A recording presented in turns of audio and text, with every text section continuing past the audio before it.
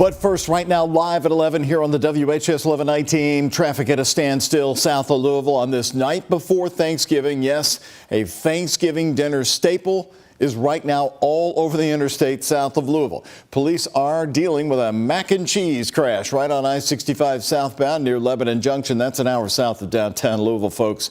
Two semis apparently collided near Lebanon Junction on I-65 around 9:40 tonight.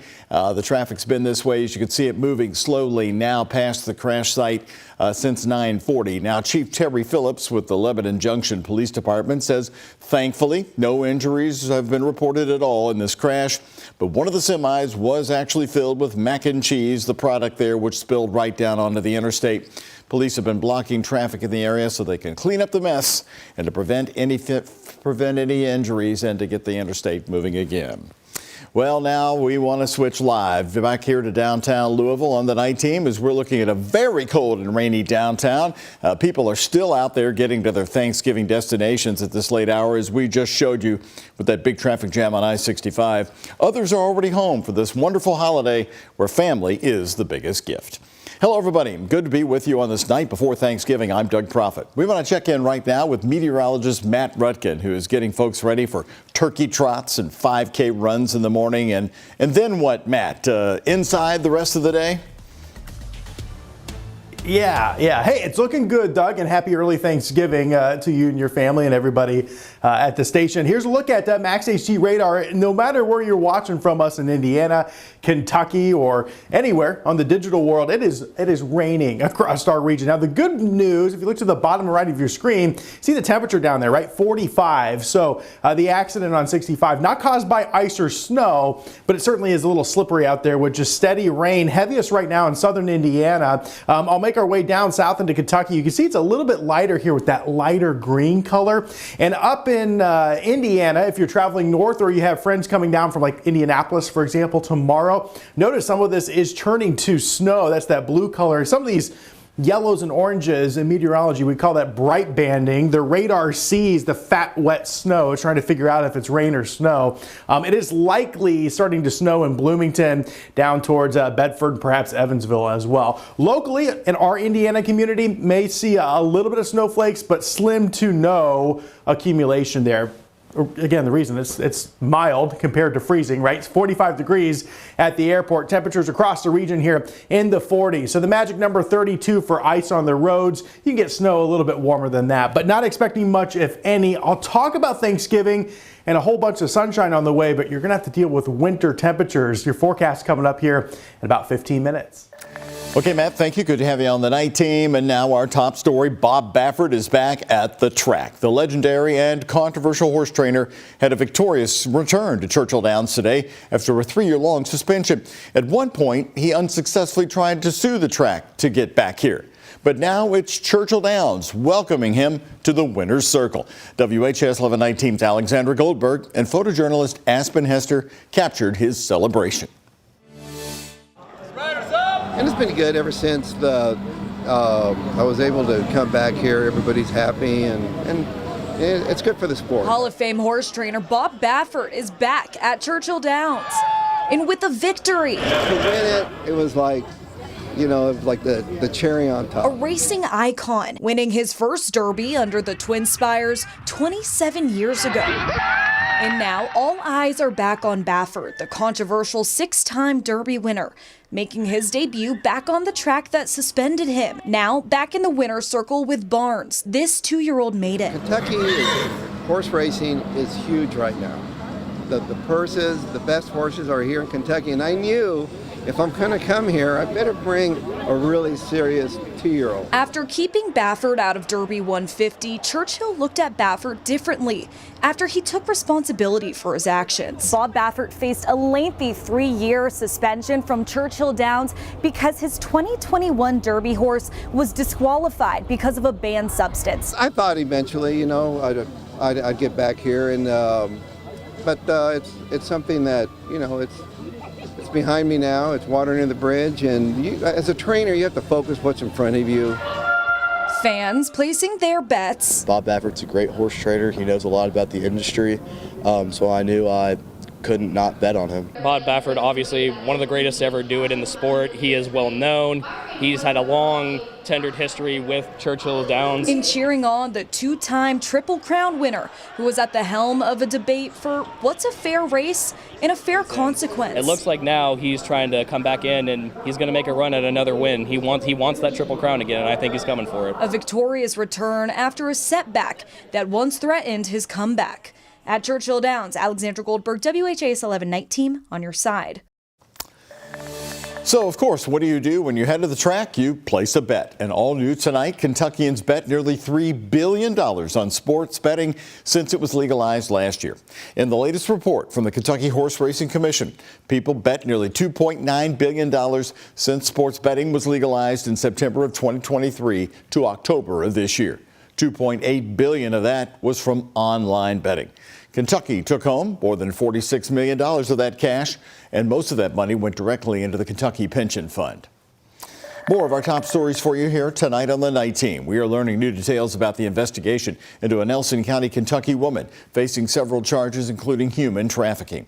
Caitlin Rogers is charged with human trafficking, criminal abuse, tampering with a witness, and with physical evidence.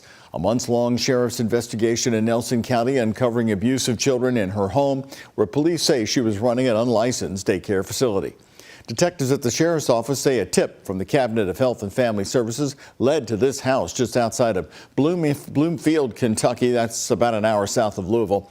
One mother we spoke with tells us her children were in Rogers' care, and she was stunned by this arrest. I wish my children were never in a situation like this. I didn't ever want to have to explain to my children what this is, because my youngest, she's a very shy kid. She doesn't reach out to a lot of people. And she took up to Caitlin very fast. As of now, we only have one victim. I don't have any other particular reports from other parents. If you had a child under Rogers' supervision who may have experienced abuse, you're encouraged to call the sheriff's office. The number is right now on your screen in Nelson County. It is 502-348-1840. New tonight, a second lawsuit has been filed against the Givaudan company, accusing the Clifton Neighborhood Company of negligence after their plant exploded. The latest lawsuit comes from two neighbors living in the blast zone. In the lawsuit, they're claiming negligence against Givaudan for the ventilation and overheating issues that caused pressure cooker number 6 to explode inside the caramel coloring plant, which opened in 1948. Attorney Tad Thomas telling us today, plants don't blow up in the middle of neighborhoods. It's negligent. One of my clients bought an apartment building right across from this plant 2 weeks before it blew up. The very fact that it blew up, his property value has now gone down. Thomas expects that lawsuit to combine with others that have already been filed and more that are waiting to be filed.